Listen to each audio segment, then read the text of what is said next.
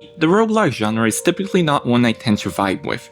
There are several reasons for this, but it mostly boils down to how the genre has been saturated with a lot of lookalikes from each other, to the point it was just annoying. However, sometimes in comes the developer that manages to mix in something that makes their project feel more than just a roguelike. I mean, just look at Blueprints, a roguelike puzzle game that I played on a whim and enjoyed a lot. When I saw the trailer for Lynked, Banner of the Spark on the September 12th Nintendo Direct, my curiosity was instantly piqued. But you know what they say, sometimes you just have to play the game yourself to find out if their promises hold up, or if they ultimately just end up becoming another one in the slew of indie game releases, especially with how expensive being a gamer has become in the last couple of months, looking at you, Mario Kart World. So join me, and don't forget your robotic arm on the way out. Our story begins in the year 30XX. Humanity has mostly succumbed, but before their demise, they have created these cute little AI bots known as the Unibots behind. These bots would then take care of the planet and restore it back, forming the Banner of the Spark. However, one of those bots decides that now, since humanity is no more, they can be the superior life form, and proceeded to go rogue and demolish the banner. This led to a massive hunt where Unibots were being dismantled left and right, and the remnants of humanity would be hunted down. You, the player, awaken in a jail cell where a Unibot called Buddy decides to link himself to you. And now you have a cool robot arm that you can use to grab things and hurl them at your enemies. And so, with your new robot Buddy, you both embark on a journey to re-establish the Banner of the Spark and thwart the plans of the evil combots. One aspect of Link's characters is that they all have this Banjo-Kazooie-ish way of speaking, where they'll do some noises while they speak. I honestly really like that approach, as opposed to having no sound, especially considering each character has a slightly different voice to them. In total, there are 9 chapters to the main story, each containing 6 missions. These missions honestly take 10, maybe 15 minutes each at most, so you can expect to finish the main story in around 14-15 hours, which is impressive considering the game's MSRP is $24.99. I personally found the story pretty okay for what it is, though it wasn't that mind-blowing.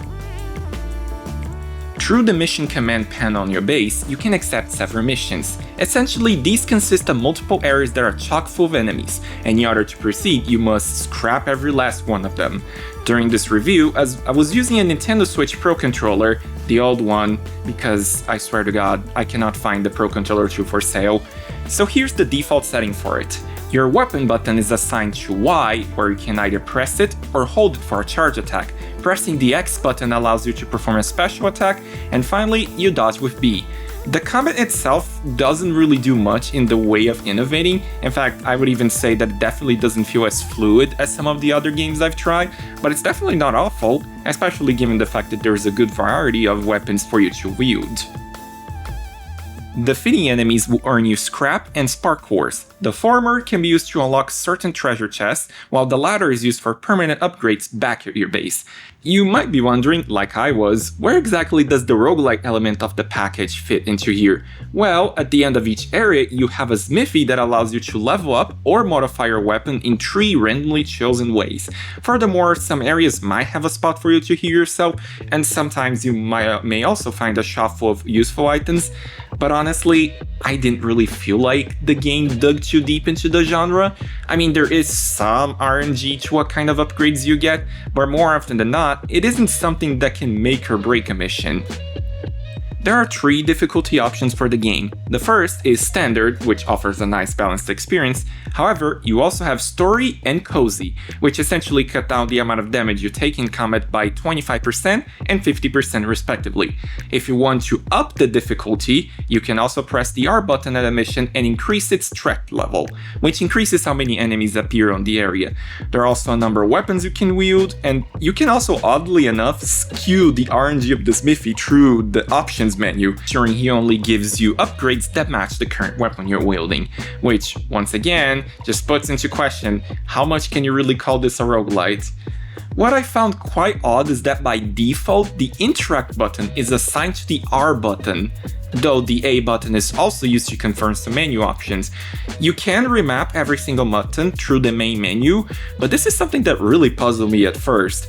I do wonder if the reasoning behind it was because of the right trigger being used for the Nintendo Switch 2 Joy-Con mouse, but even though the game store claims that they are supported, I could not get them working properly. And even when I did manage to get them working, you still have to use the sticks for a lot of the things in the game, which just defeats the purpose of such a feature, in my opinion. After you complete each mission, you return to your home base. This is where you have access to a variety of features. You can unlock and upgrade your skills with the spark cores you have collected at the spark hold, modify your robotic arm with some new skills, and even craft weapons at the smithy. This is also where you'll be introduced to the town building menu. Pressing up on the D-pad allows you to place buildings and decorations as you see fit. And this is a vast, and I do mean vast, land for you to shape however you like. With how many customization options there are, I can see myself just losing hours and hours into this.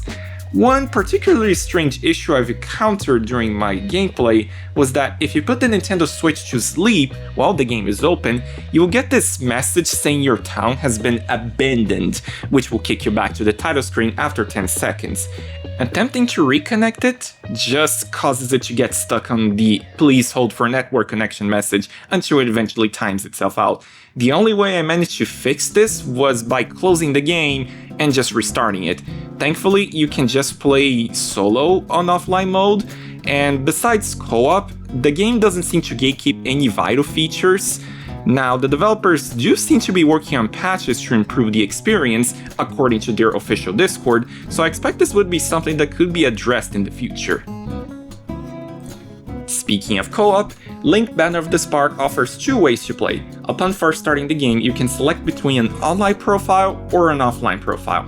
The former will connect you to the developer's servers and grant you access to the multiplayer functionality. If you're playing the Nintendo Switch 2 edition, this is also where you can access the game share feature by connecting another Switch locally or online by having a friend connect to a game chat session.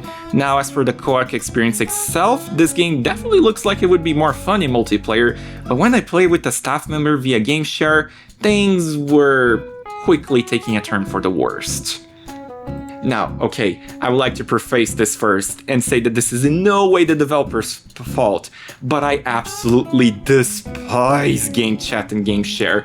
They're incredibly finicky to set up, and pretty much all of my friends are far away from me, which means the connection is less than ideal. In fact, one of the first things that I did with my Switch 2 when I first got it was to disable the C button entirely of the Joy-Con through the accessibility menu in the settings app. That's just how much I hate this feature. But the way Lynked Banner of the Spark handles this implementation of game share is admittedly very subpar. For starters, the camera will only be focused on you, the host player, at all times, almost as if you're sharing your screen with someone else through Parsec. Your friend is able to press the L button to warp to you, but it's very odd to me that they didn't make this split screen, a limitation I assume stems from the game share feature. We also ran into a soft locking bug where both of us died, but the support bot we had was still alive, which forced us to just sit there and watch. And then an enemy spawned far off the edge of the screen and they just stood there doing nothing. I suspect what happened is that the enemy spawned outside the range that makes the support bot attack them, but our only way out was to abandon the mission and try again. Oh, and I should mention this, there is no support for cross-platform play, so you cannot play with your friends that own the PlayStation or Xbox copies of the game. Because the Nintendo Switch version came out more than 3.5 months later, there's not a lot of people that can probably play with, which just forced me to play single player for the majority of the time. I'm sure the developers meant well for the co-op experience, but as it stands, it just muddled the overall fun I had with the game. Lynked Banner of the Spark is a product of love by its developers, that much is clear. Instead of trying to innovate, the team focused on creating an experience that is easy to pick up by anyone, even if you're someone who's relatively new to the genre.